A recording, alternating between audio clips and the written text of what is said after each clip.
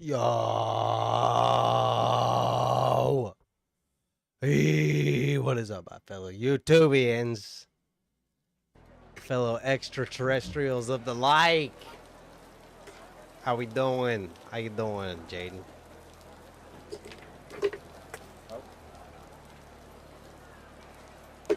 We're gonna be getting in some Arc Raiders. Already got a loadout ready. We're ready to go. Super ready. Could probably use motor grenades. How you doing? What's up? What's up? Give me a nice 3 stack of fuses. Give me a nice 3. I should have crafted shrapnel grenades, mother frickin' frack. I need more steel springs. Dude, I need supply runs. You need to do supply runs. I got a hatch key. We could just play it safe. If you want to. Sounds good. It'd be my first game on in like 8. I'm sorry, you're breaking up. What? It's gonna be like my first game on in like 2 or 3 days. Okay. So I need to, you know.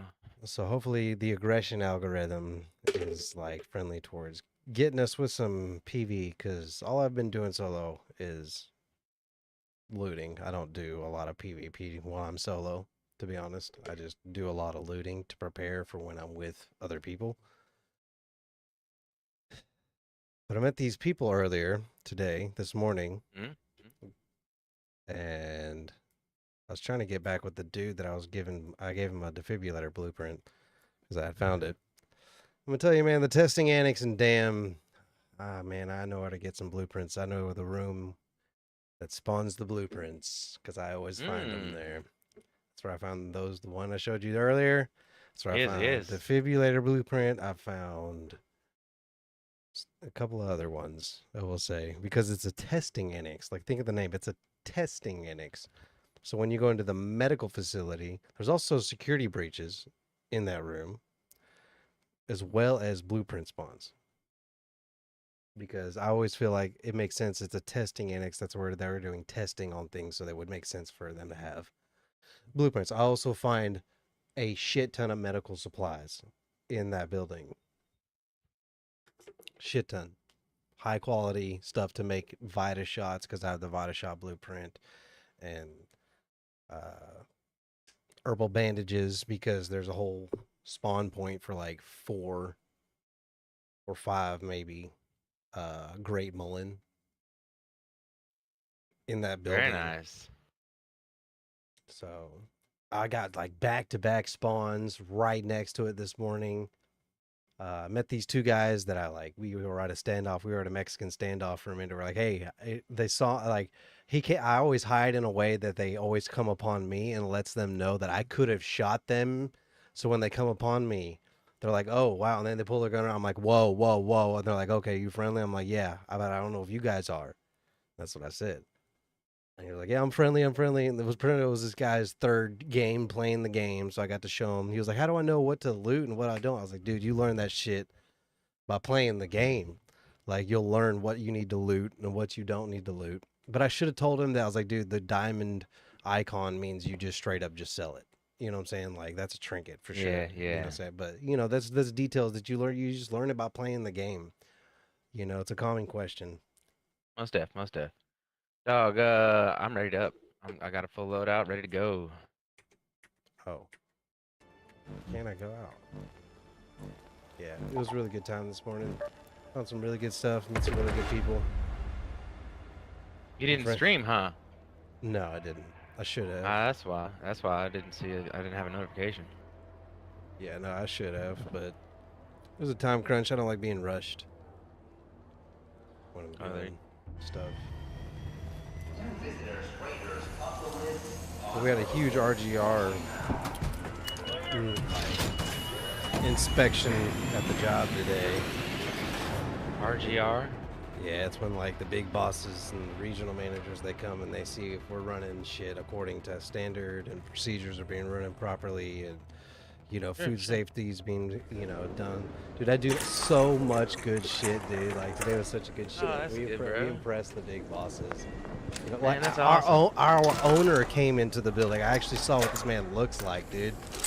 Like the owner, he owns like 58 fucking McDonald's in all of the area. Dude, this dude's like a fucking billionaire, bro. Yeah. And I personally got to make this man's burger, dude. And they said I did such a good job, dude. Like, bro, dude, I'm so happy. Like, they were so fucking impressed. Hell yeah, bro. Especially with the Hey, way I how's did. that new burger, huh? That was it, the Arch burger? Everybody seems to like it, dude. It's really big, and I personally think it's missing tomatoes, but that's because I like tomatoes. Dude, It comes Hostels right here. it comes with the crispy onions. Yeah, I It's saw got the that. crispy onions. It's got 2 patties. It's got the white cheddar on it. Comes with a I new didn't. arch sauce with it. But on both patties, we have to put it on both on both buns. Buns. Really? Yeah. Yeah, and then it comes with lettuce, 3 pickles, lettuce, and 3 slices of the white cheddar. It's the sandwich that has the most cheese on it, bro. 3 Wow. slices of a new cheese. Get that, dude. They're like 3 slices of the white cheddar. This is pretty good. There's people in this building. Yeah, I hear 'em. Oh my god, we're fucking on site. Got me, bro. Got me. Give me a second. I'm down. Oh, yeah. What the fuck's wrong with y'all, dude? We didn't even have to do it this way, man. I ain't even got shit on me, bro. What the hell's wrong with y'all?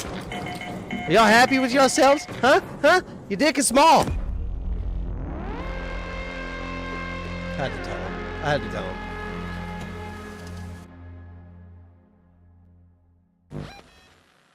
Was not prepared for that. Yeah, dude, that was crazy, dude. So fast. Oh well.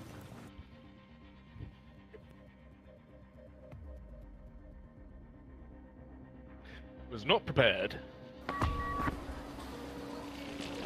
It's ridiculous how fast that works on duos, dude. We're only 2 minutes in the game, too. Yeah. That was so fast. That was so freaking fast. Hold on, I'll be right back. 1 second. Wild.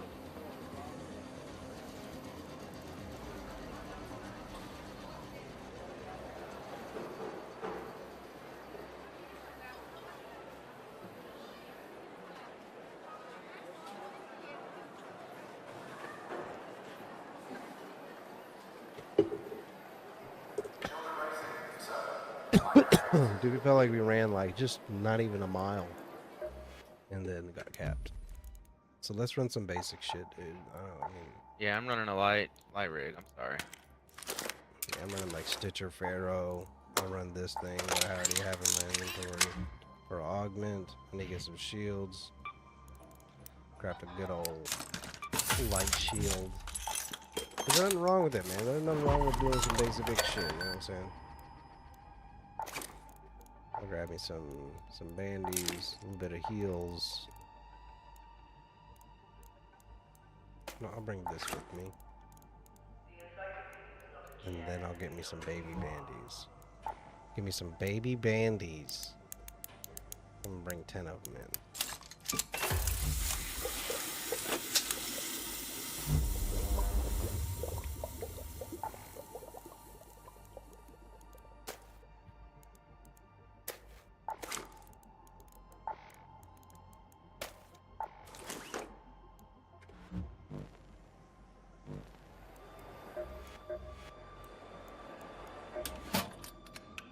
I mean, we came could to me, just so you know we I'm the could best. just go in butt naked, die like 8 times, like just quit 8 times, and then we'll be in friendly lobbies. I get my wares from all over Toledo. That's as much as I'll say.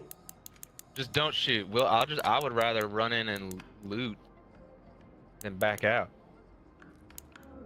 Yeah, because we didn't shoot first there It's a deal. at all. I didn't like, shoot. I didn't even get. Well, I did hurt. I did shoot back a little bit, but I mean, Yeah. I missed.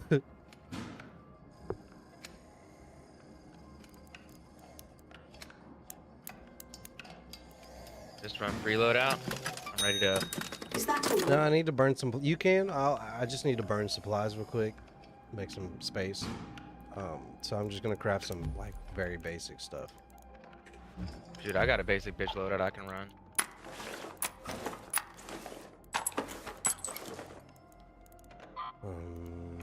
Upgrade you for just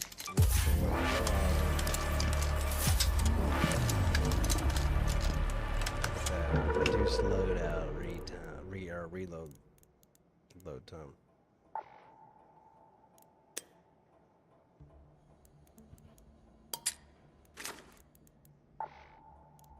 Oh, you need that vertical grip too, Blueprint? Yeah, I can put it in my butt pocket. Let me see. Do I need it? Where do you go to look at your?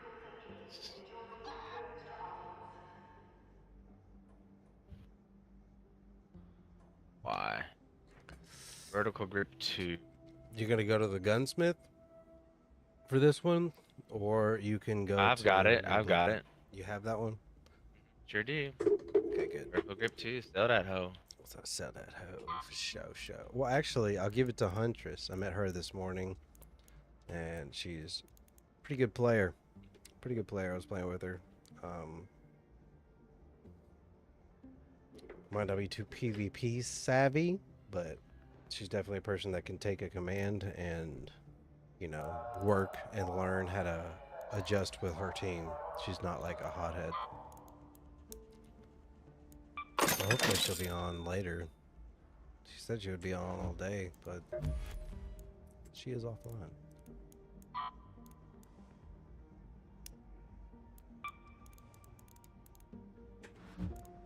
What kind of explosives can I make? I ain't got no springs, dude. I can't believe I don't have any springs. It's crazy.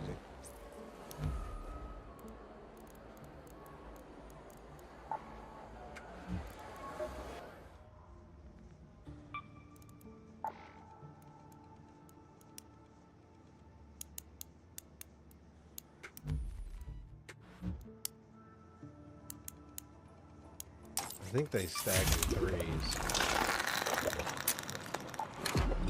Let's see. Yeah, they stack in threes. Ready it up. Basic loadout. Yeah. Bringing a zip line. I have a hatch key. So just be wary of that. Probably should be bringing more heavy ammo, but fuck it, dude.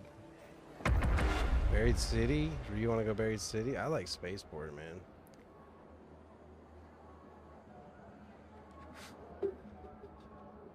Remember, I do damn, dude. We're doing a loot for. We're doing loots, man. We should do damn. Okay.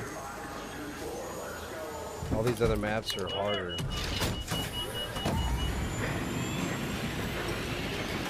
Even in solos on the other maps, I meet a lot of more PvP maps, like PvP servers.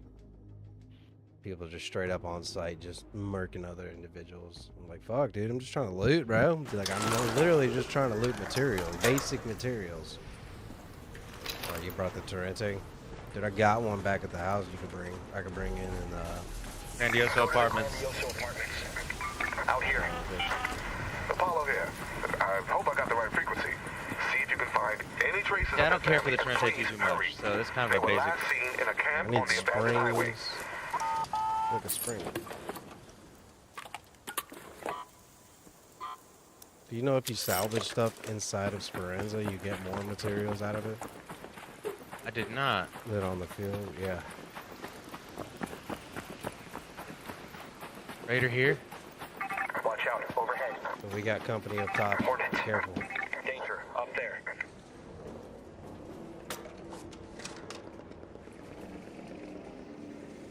Yeah, let's wait this shit out. Play safe. He's Not right being in a here. He's hurry. right here behind this tree. Up there. Yeah, I don't have any eyes. Move your marker. There you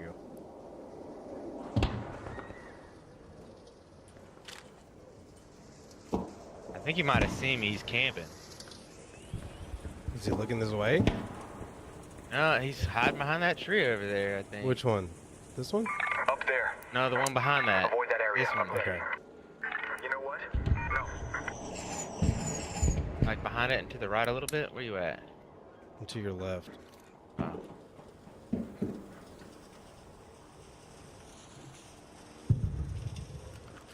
I don't see anything, man. All right, dog. I'm just saying.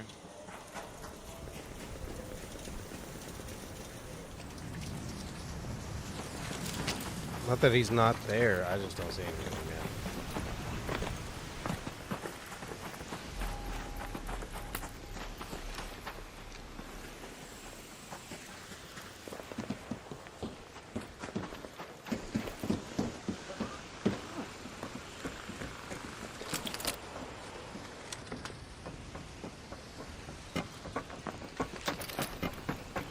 have a zip line. We can go to the top floor, bro.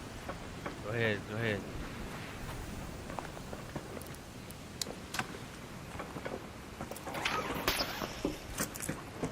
That's an opening, right? No, it's not. Yes, it is. Just grab this ledge, grab it, press. There you go.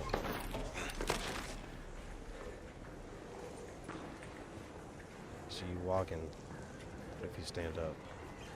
Nothing in this room.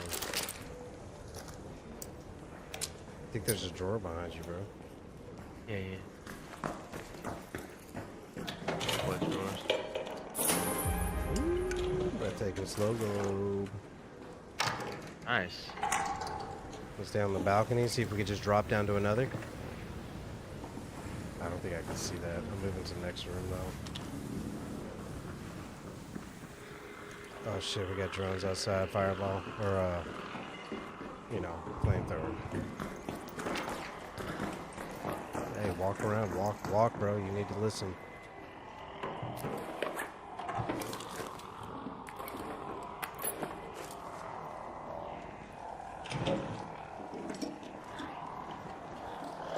Oh shit, he's gonna see me. Oh, he can see me. Oh. You didn't. Wow. I think I dodged him as a dead player. Where? Yeah, the radar flare? I heard it. Yeah, I don't know where, I just heard it. Hey man, we need to walk, dude. Those steps echo throughout a lot.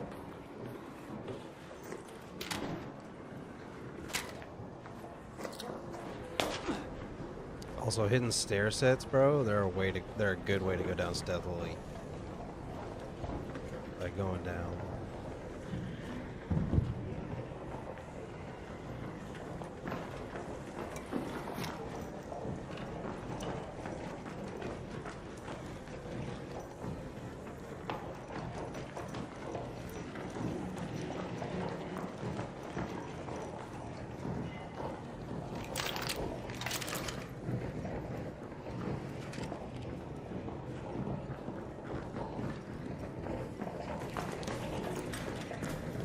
Look, check this out.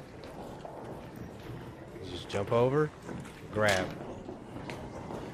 You know, jump over, grab. Jump over, grab. Or you can drop if you don't want to climb up. You can just straight up hold like your crouch button. Mine's left control.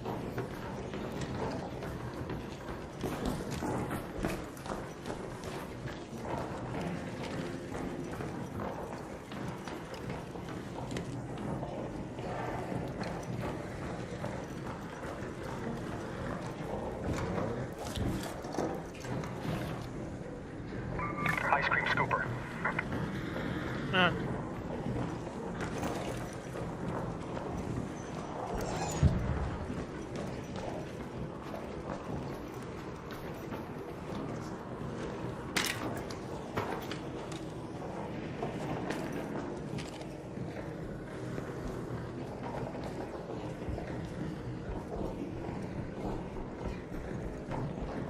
Look, we got a Door. residential master key. Fucking ammo box right here. Some medium ammo. I'll take them.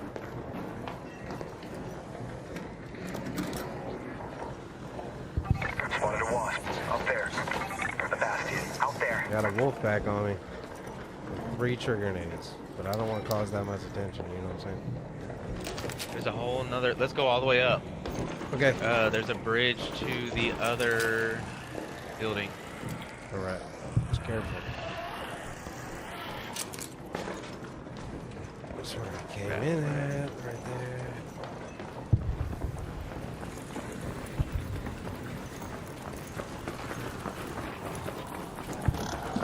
Oh, yeah. Wow, hey.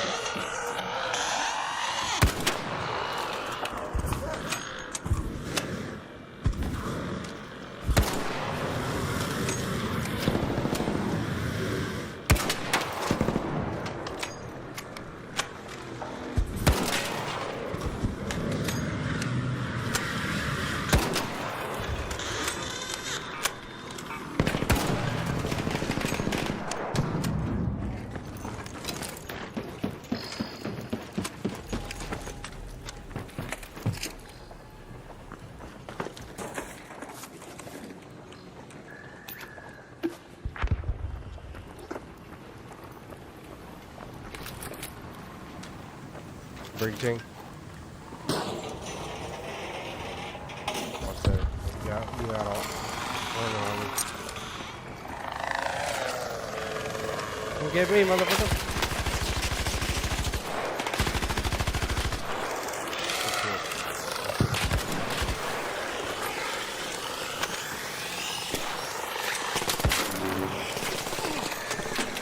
Oh my god, they're gonna call the cops on us, dude. Oh, yes.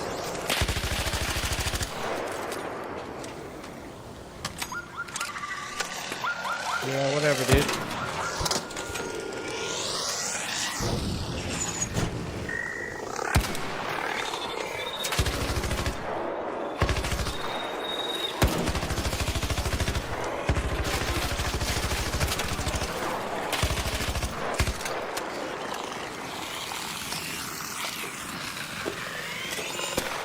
Okay.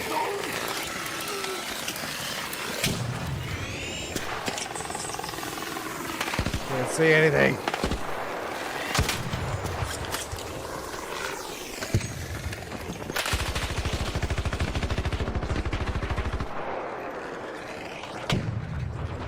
He's gonna have light animal. Or Well, that was medium. fun. He has medium ammo on him.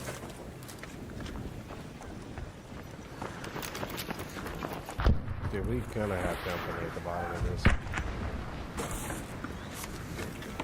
That's your shield? Some Yeah, that was medium mine. ammo. Yeah.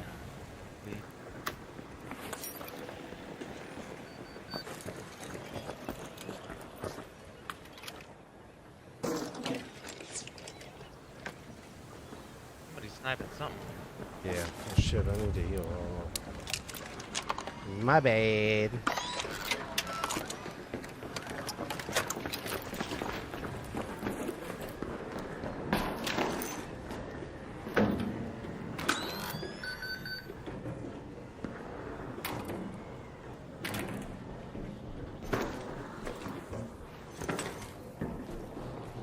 I'm on bottom floor.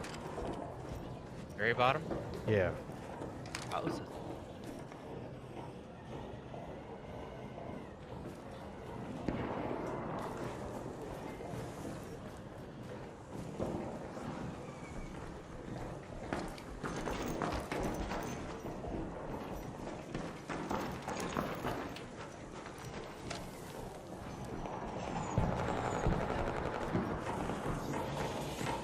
Bastion, outside. on the floor above you. Heard a Raider player on the south side. Same. One second. I'm ready to go.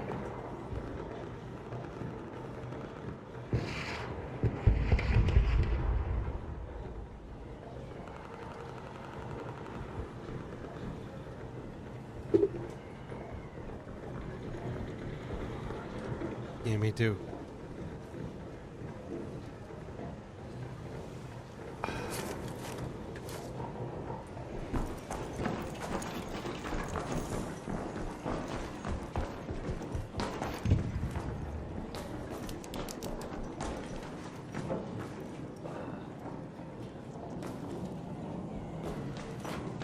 You ready to go? You wanna hit up Plaza Rosa? Nope. What do you got Ammo on at the you? Old Town Hatch. You get some pinks?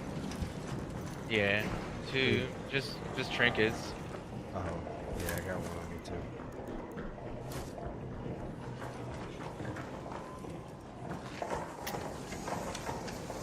Rubber ducky.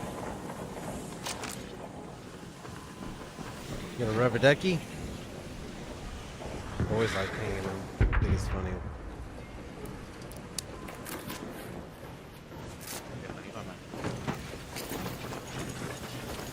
Oh shit, the Bastion turned around.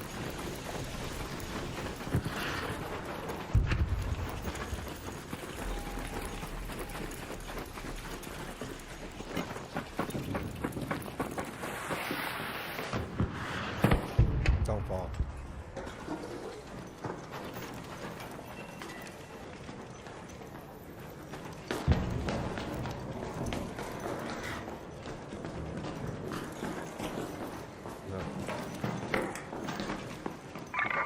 at the Old Town hatch. You got it, right? I don't have a Raider heat. Oh, fuck, dude, what? I'm just kidding. I thought, dude, I could have sworn you said that. Oh, look, Fernando. Fernando. Yeah, I saw his name.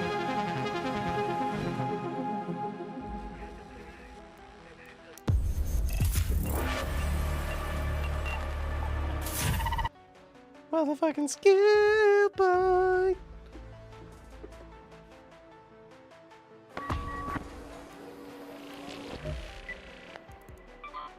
Huntress is on. Let's go.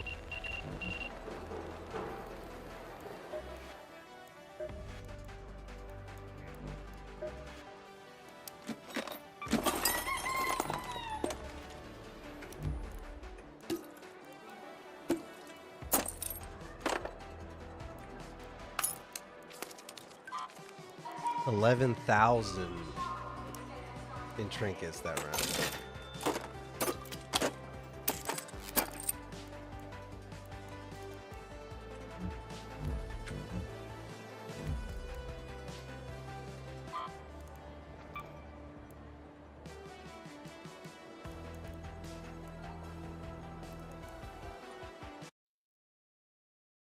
$11,000? Yeah. See, I had almost 50,000. I had literally nothing but trinkets. Yeah. And I had some base materials. Some of them.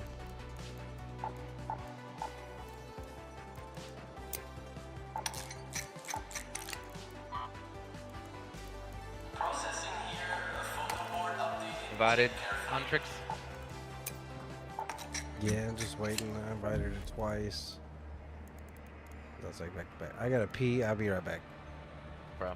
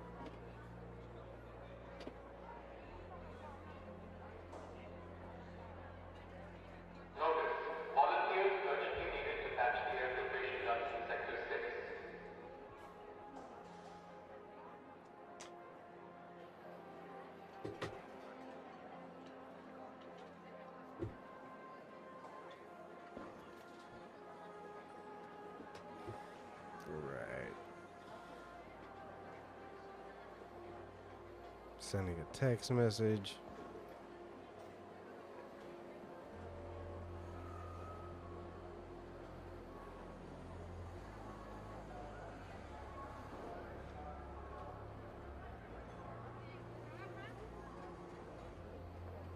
All right. There we go. Says she's idle. That's fine. We can run it. You there? Yeah. We can run it. Let me get some more heavy ammo going.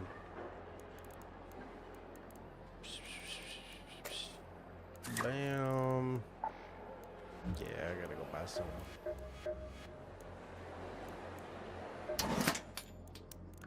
Out of ammo again? Figures. Thanks for the coin.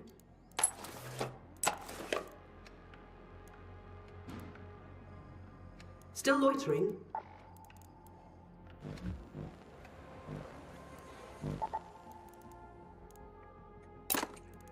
Oh yeah, forgot about that.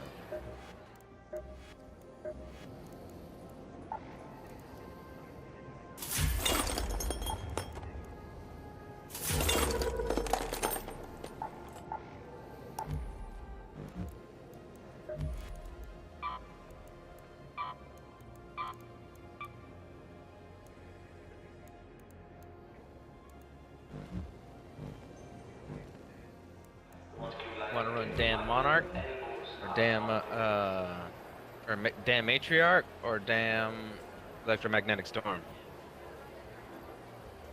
You have a radar hatch key? I do. Word. Are we gonna go for the matriarch? No. Okay. We can do the matriarch for sure. I would like to do some. Well, I use that as my distraction. Like people are probably more than likely going after the matriarch.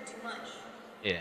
And the people that want to rat are going after the people that want to hunt the matriarch. So it's a double bonus on that front. So I like to go in there and get the security breaches while that's going on. Do you have a snap hook? I do. I just don't want to use it right now. I mean, if you lose it, I'll just craft you another one. I have the snap hook blueprint. So let's just bring it with you, and I'll show you how we do this. So we can go get some security breaches on Dam. While everyone's distracted, we can go in there Batman style, fucking snap hook our way up to them. And I'll give you the guns that come inside of them, just like I always do, or anything cool. Like I'll show you, I know you can't unlock them, so I'll share the loot with you, for sure. You know, everything we get will split 50-50, even if I'm only the one that can loot the damn security breach. Gotcha.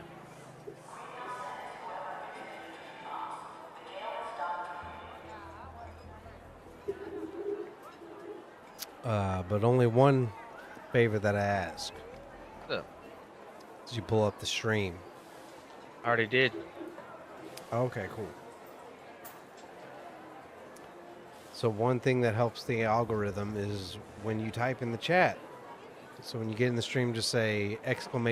lurk, or just say, hey, I'm just keeping a tab open, you know, letting the streamer know that you're not going to be there, but you're an active viewer. But it also helps the algorithm.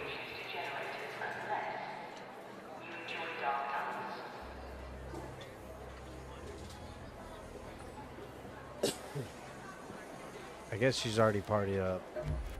She's in around somebody else, so you gotta worry about that. No stress there for sure. So we're good to go. I'm good to go. Ready to run some Dam. If you don't mind, I would like to Bamoka Soul. If that's the case, I'm gonna stop and go do that myself before Mom gets home. Hey, that's totally fine, man. All right, give me just like 2 or 3 minutes. Yeah, no problem. Okay.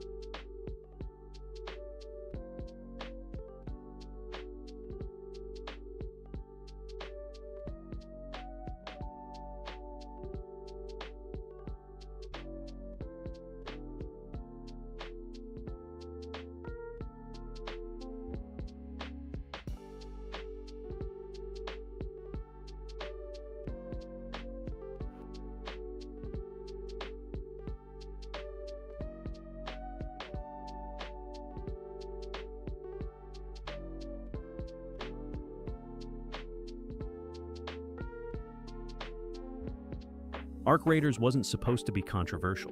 In fact, when it was first revealed, it looked like the kind of game that only comes around once every few years.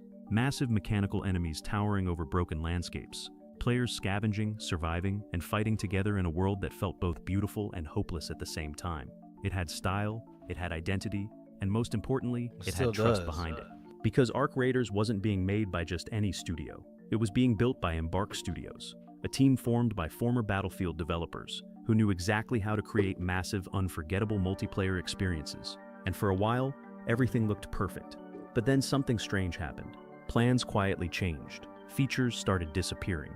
The roadmap became harder to predict. And then came the announcement that truly made players nervous.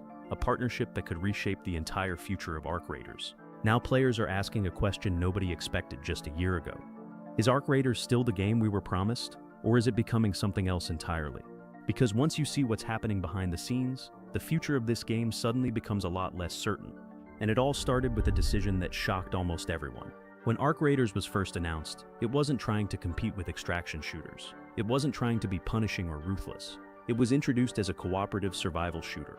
The focus was clear: players working together against overwhelming machine threats known as Arc units. The original vision felt different from anything else on the market. Instead of constant paranoia about other players betraying you, Arc Raiders focused on shared survival. You and your team would explore dangerous environments, scavenge resources, and fight massive robotic enemies that dominated the surface world. Every encounter looked cinematic. Every moment felt deliberate. It wasn't just about winning. It was about surviving together. And that vision immediately grabbed attention. Players were excited because it offered something rare. A multiplayer game that didn't rely entirely on player versus player chaos to create tension. Instead, the danger came from the world itself, from the machines, from the unknown. But behind the scenes, Embark Studios was already facing a reality that most players didn't see. The gaming industry had changed. Extraction shooters were exploding in popularity. Games built around risk, loss, and high-stakes survival were keeping players engaged longer than traditional cooperative shooters. The tension of potentially losing everything created emotional investment that few other genres could match. And eventually, Embark made a decision that would redefine Arc Raiders completely. They delayed the game. At first, delays aren't unusual. Many games get postponed to improve quality.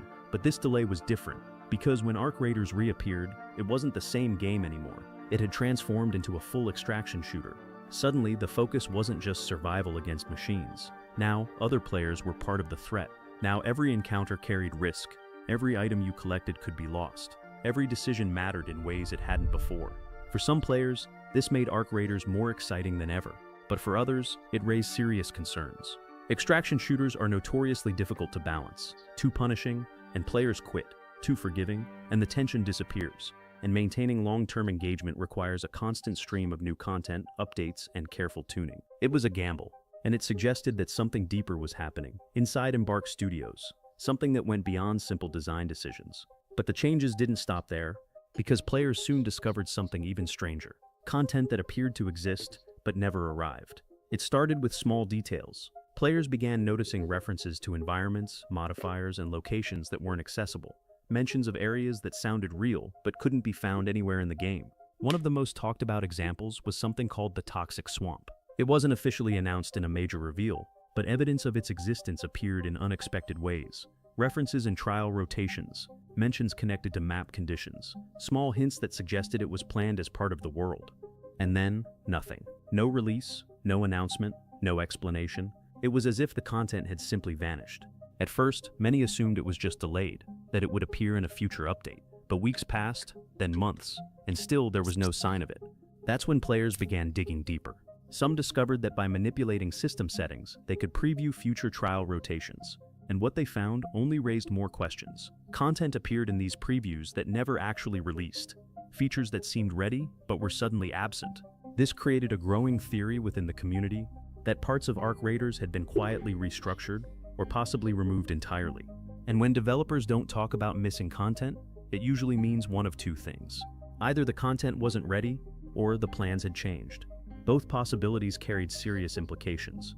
Because removing or delaying content isn't just about features, it often reflects deeper shifts in development priorities, budget allocation, technical challenges, or long-term strategy adjustments that players aren't meant to see. But nobody expected the next announcement that followed. Even was because soon after, Embark Studios revealed a partnership that instantly changed how players viewed Arc Raiders' future, and it involved one of the most powerful companies in gaming, Tencent. When the Tencent partnership was announced, reactions were immediate. Some players saw opportunity, others saw risk. Because Tencent isn't just another publisher, it's a global gaming giant with influence across countless major titles. Their involvement has helped games reach massive audiences, provided funding that allows studios to expand faster, and supported live service games for years beyond their original lifespan. On paper, this sounded like good news. Arc Raiders would gain access to the Chinese market, one of the largest gaming audiences in the world, millions of potential new players, massive revenue potential, and the ability to scale far beyond its original reach. But players knew that partnerships like this rarely come without consequences. Because when a game expands globally at this level, priorities shift. Infrastructure changes, update schedules evolve, development resources get redistributed, and sometimes the game itself begins to change. But what players didn't realize yet was how much this single decision could influence everything that came next. And the timing of certain roadmap changes suddenly started making a lot more sense. At first, nothing looked unusual on the surface. Arc Raiders was still receiving updates, the developers were still communicating, new features were still being mentioned. But Why are players they who were paying talking close like attention it's- began noticing something Like it's just like everything was. subtle and unsettling. The timing had changed. Updates weren't arriving in the way people expected. Certain features that sounded Like they're talking about everything was done for, and like I don't like this. I don't like that.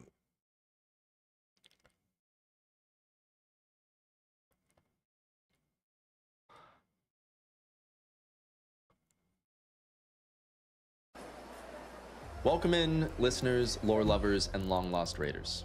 Today's tale takes us back to a fragile flickering in humanity's history, a rare respite after the collapse when the first brave souls stepped back onto the surface and dared to dream of daylight. In this week's chapter of the Arc Raiders Lore Bible, we're shining a soft spotlight on the Sunrise Era, that brief and bittersweet moment when the survivors clawed their way out of the underground and tried to coax a broken world back to life. If you guys haven't seen this guy, his name is QZ Riot, as you can see there. If you can see that. QZ Riot. Very good. Very, very good in coming up with a lot of investigation type lore documentaries about Arc Raiders. It's been good. He's got a 3-part series. This is the 3rd part that just came out. Today we'll sift through scattered stories, piecing together the muddled memories of an age marked by reclamation and the first trembling attempts at rebuilding. It's a chapter clouded by timeline complications and contradictory accounts, but a crucial one for understanding how humanity found hope again before the skies turned hostile. If you enjoy these deep dives into forgotten fragments and reclaimed recollections, don't forget to stick around, subscribe, hype the video, and do all the things that feed the ever-famished algorithm. If you got questions and theories, or you just want to join a community of curious raiders, come hang out during my live streams. My schedule and the Discord link are in the description down below. Now, with that all said, let's step softly into the sunrise and unravel what little light remains in this elusive era. Before we can get into the meat and bones of this week's episode, we need to go over the timeline like we did last week.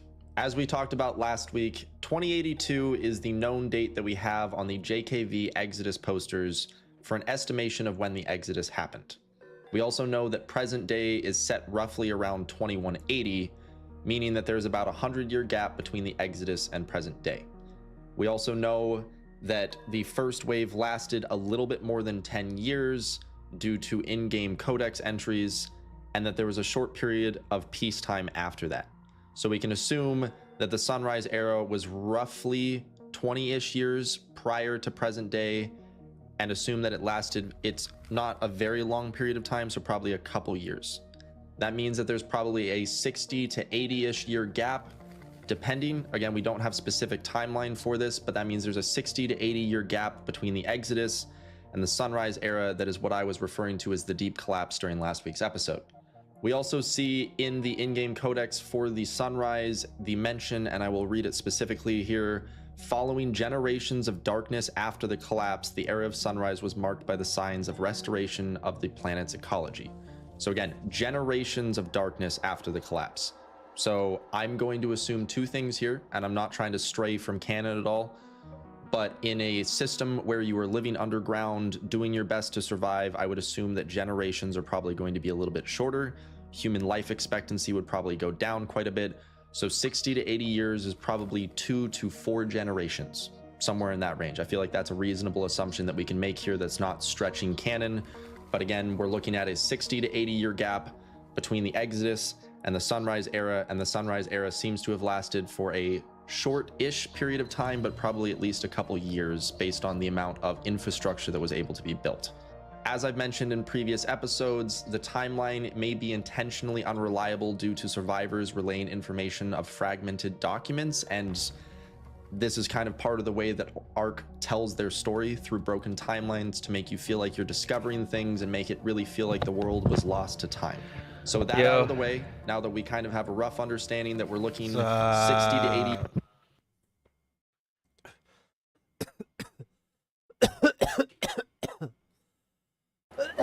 80. What? Ready up.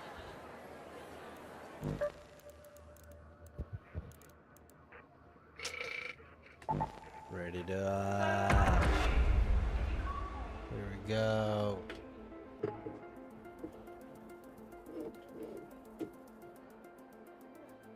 Just follow my lead. Do as exactly as I do. Yes, sir. Copy. Over and out. 10-4, good buddy.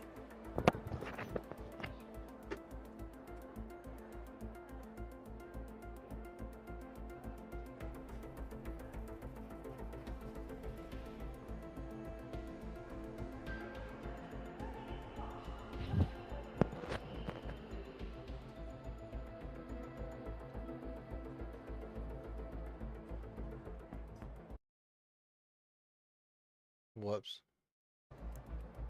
Heard that.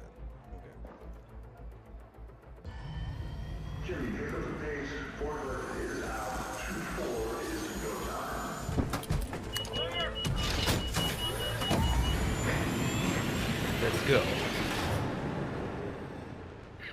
So what do you think about that Green Lantern though? I didn't watch, but like the first freaking 15 seconds, he's like, "Oh, we haven't even trained for like, 3 months," and he's like, "You haven't even let me try the ring on yet."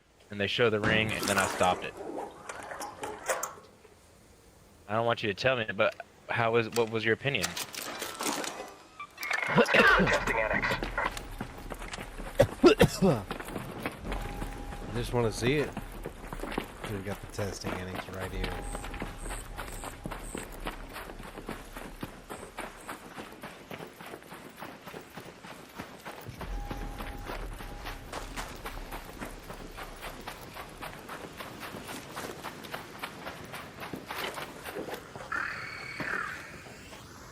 Spotted you.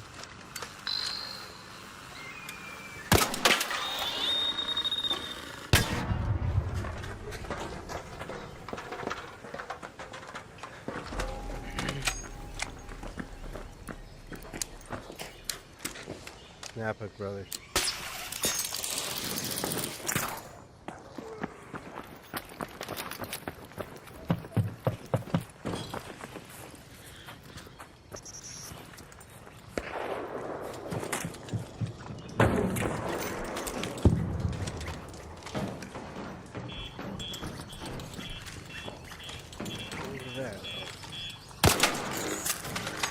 Just grab the ledge and drop down.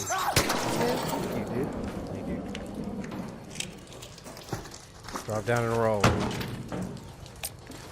Alright, roll. Okay, security breach spawns in here. Down below is where the Mullen spawn.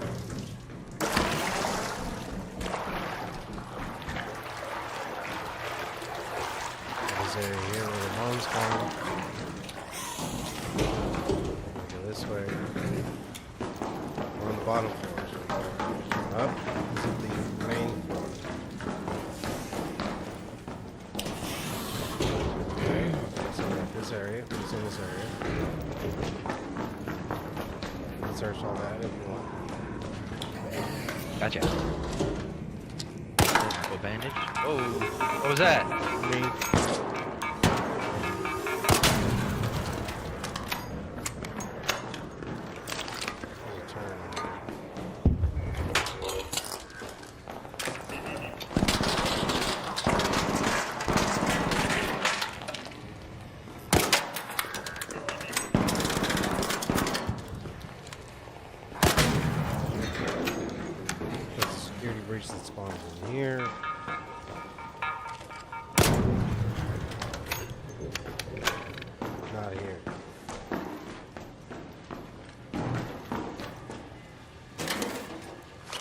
show you the room and the blueprint sponsor.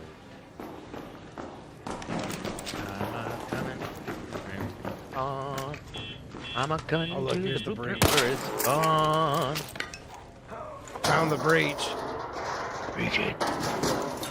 Breaching. Fully breaching. Medium ammo. Medium gun parts. A volcano. You want it?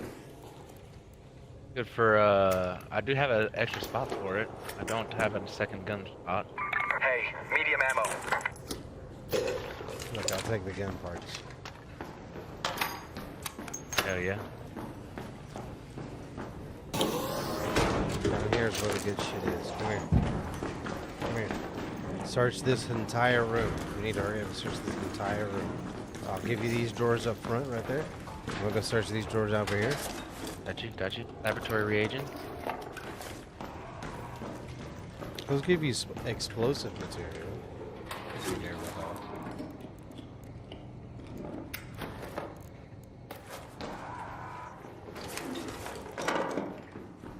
Ooh, Blue Gate Communication Tower key, dude. Nice. Do you have an extra slot for your butt pocket? I'll give you my Raider hatch key. I got a Raider hatch key. Oh, what did I have inside there? I don't know. I don't know what I have. Yeah, so I got a music album. Like those.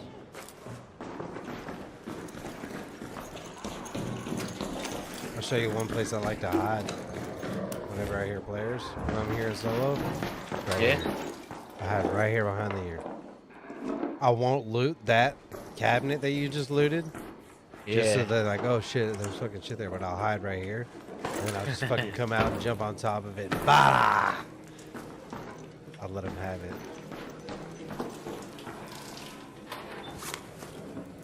That's where I just An found it. adrenaline shot.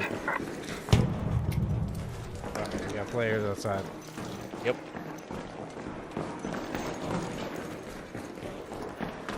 This just leads out to where that first come in, where you first come in on the south side. Up that Yeah. stairway.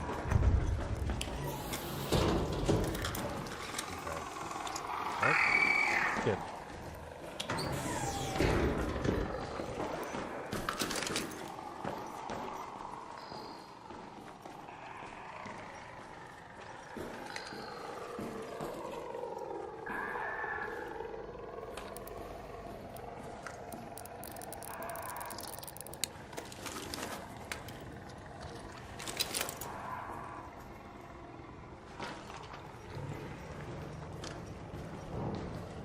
He's coming in. I'm gonna come over here. Did you drop that El Toro? Yeah, I dropped that El Toro.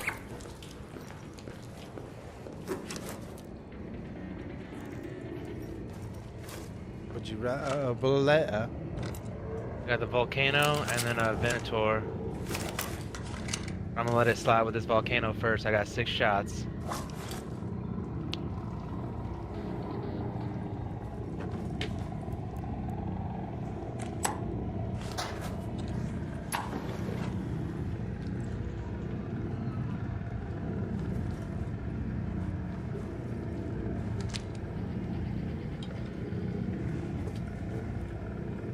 This room is one way in, one way out. Remember that.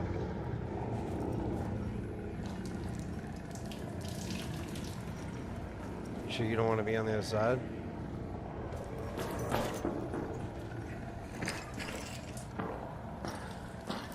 Is there anywhere to hide? There you go.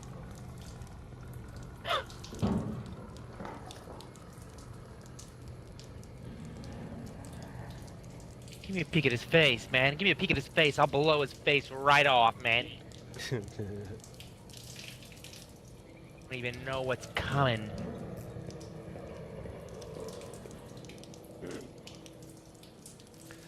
I don't know. Nothing's coming. She said. Hey.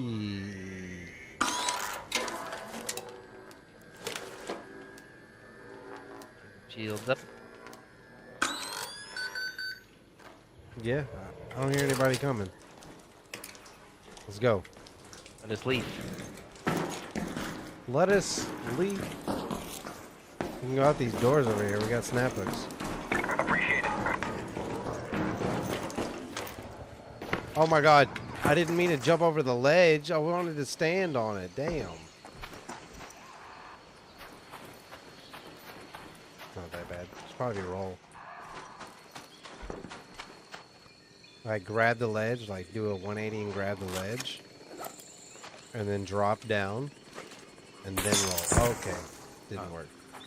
Did not work. Alright. Well, I'm over encumbered because I have 2 guns on me.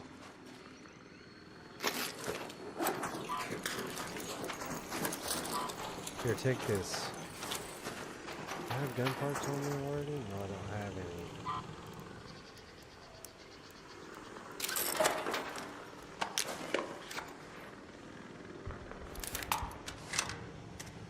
Word. Grab it? Yeah. Word, we're good.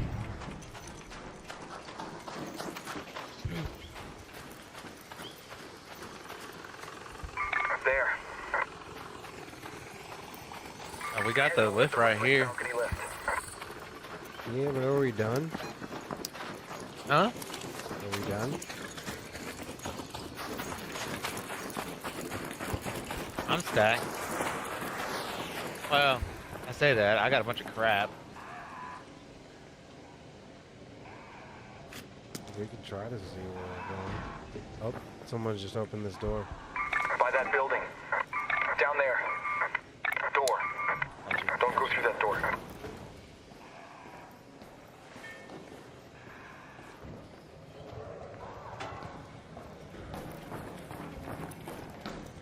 They're coming. He's right here. He's solo. Raider, down there. No, there's 2 of them. You want to get him or no? No. Yes. I want them to press the button.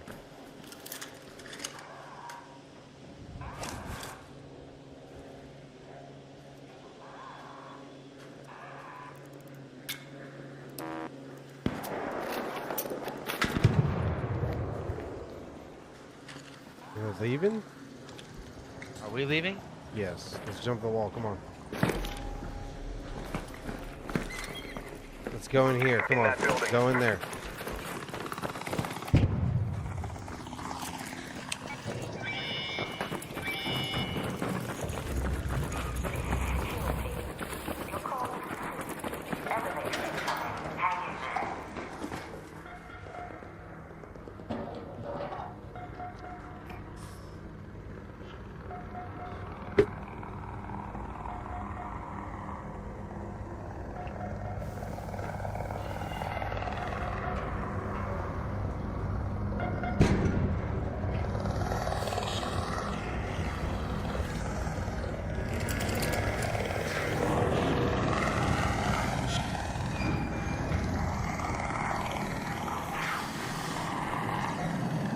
Should watch up top, man.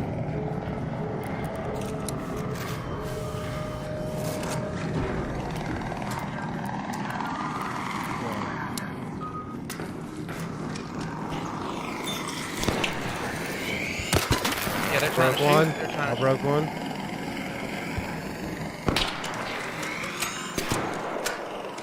Hit that button. Broke the another button? one. Yeah, hit the button. Go.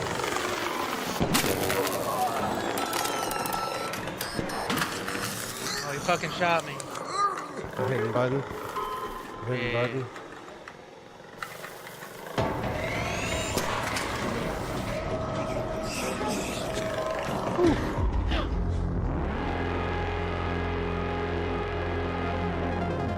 Quick escape.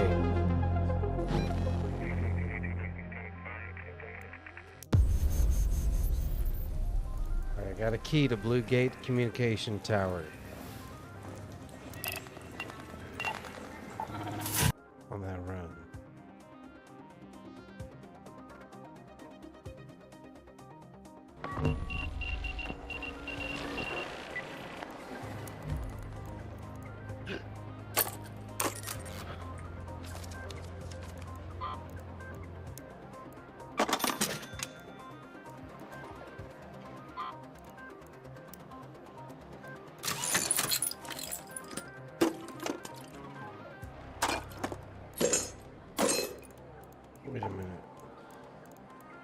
I got a Blue Gate cellar key and a Blue Gate village key.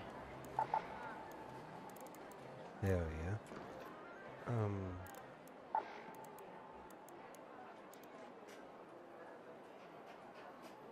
Welcome protocol update. Smile Let's optional, see. clarity mandatory. I thought I had picked up laboratory reagents. On accident. Okay. Maybe not.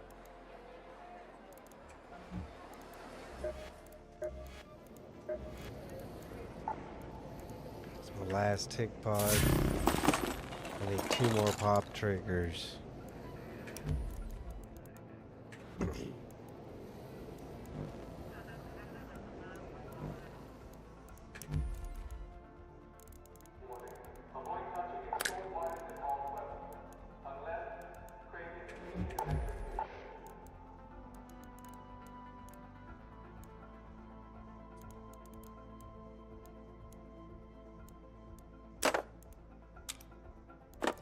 So we going to Blue Gate?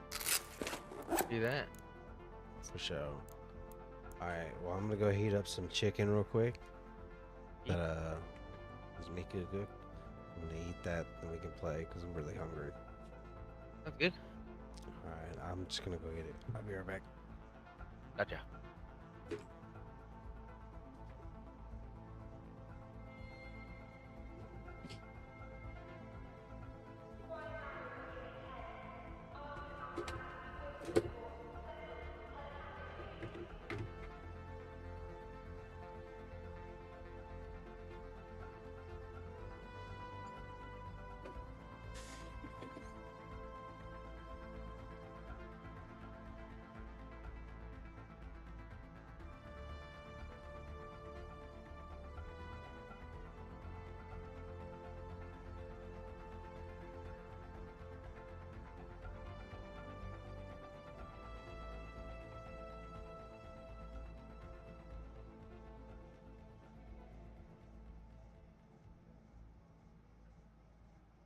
The canned beans found last night are mostly edible. First come, first served.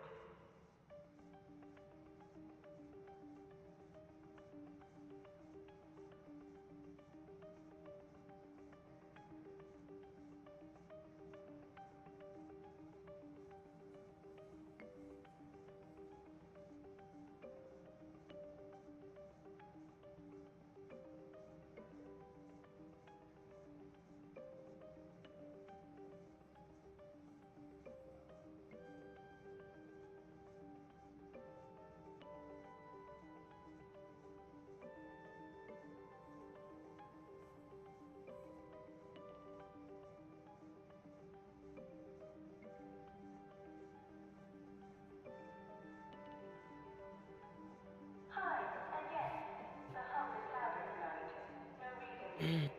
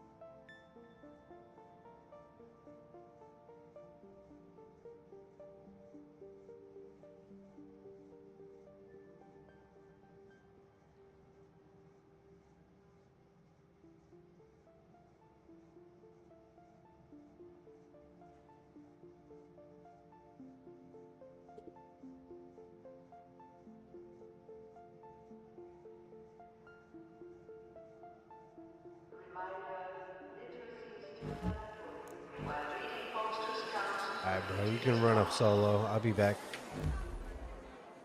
You going? I'm just gonna watch a YouTube video while I eat, so I don't want to Okay. keep you. But yeah, I'm not gonna get off. I'll leave the game running. I'm just gonna eat this real quick, and I'll be right back, man. Problem?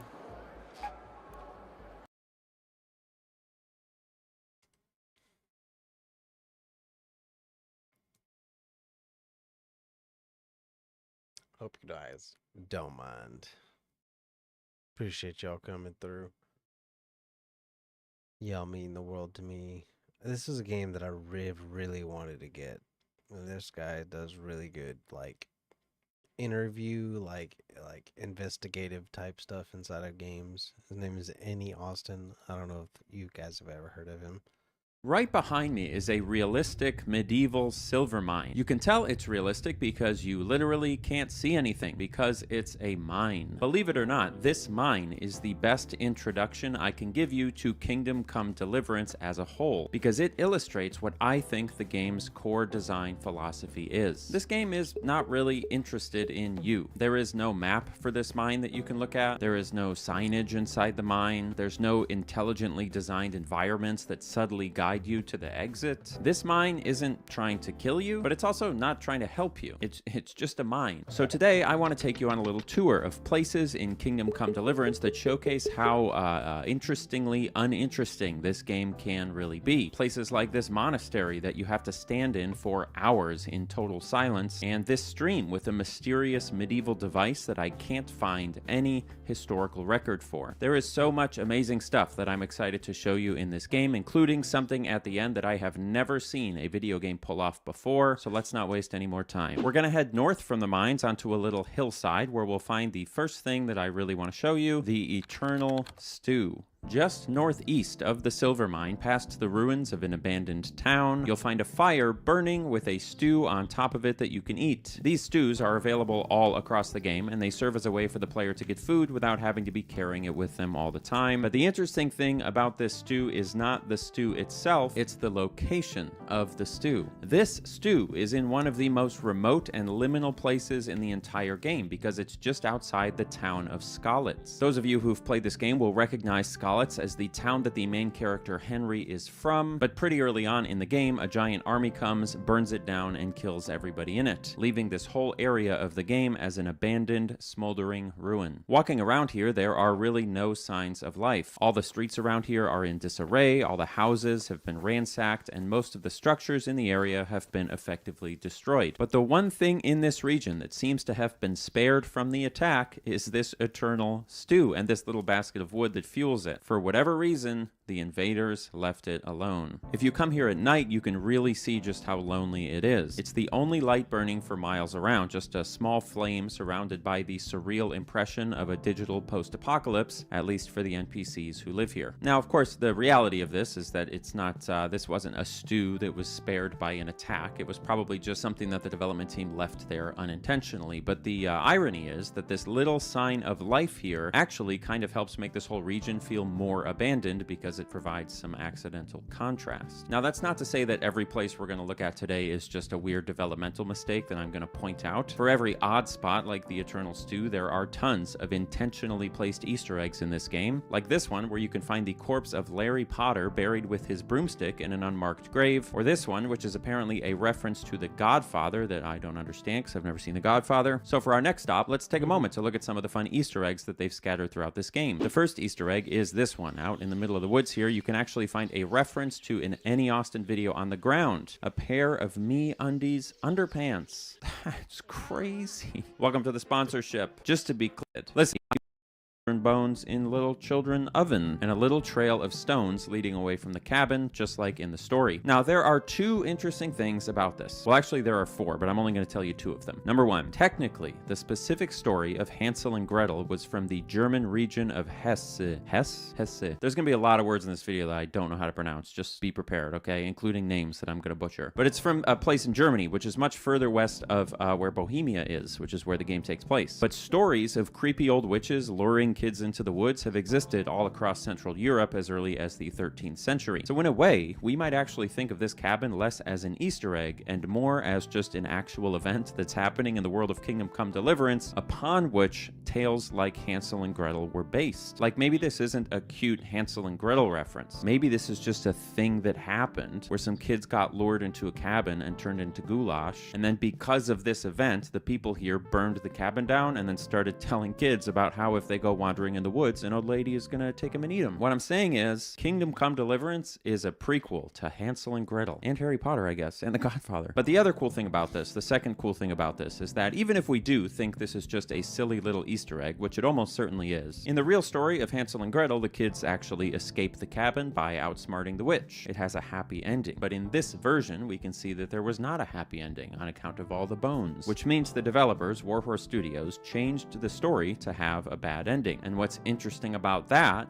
is it's exactly what they did with my other favorite Easter egg in the game, which can be found just east of the village of Neuhof. William Tell is another old fairy tale about an archer who was so good at archery that he could shoot an apple clean off of somebody's head. Now, apparently the version I was told was wrong, because in the actual story, he apparently uses a crossbow and not a bow and arrow, but the point still stands. He was a very good shooter guy. It's actually a weirdly detailed and historically grounded story, which makes it different from Hansel and Gretel, but the broad idea is just about shooting an apple off of someone's head with a bow. And in Kingdom Come Deliverance, east of the town of Neuhof, this is what we find. An apple struck with an arrow right above a corpse that has 2 arrows in it near a cabin. Once again, there's something really funny here. In the real story, William Tell shoots the apple off of his son's head to save his son's life. But in Kingdom Come Deliverance, even though apparently he successfully shot the apple off the guy's head, he just decided to shoot the guy anyway, like twice. So it's another like old fairy tale that has a sad ending. Maybe that says something about actual medieval times. There are a lot of other Easter eggs in the game and a bunch of really neat hyper-specific Czech folk tales referenced all around the map, so check out the KCD wiki for a full list if you're curious. But let's move on to something a little less interesting, shall we? A big, empty field.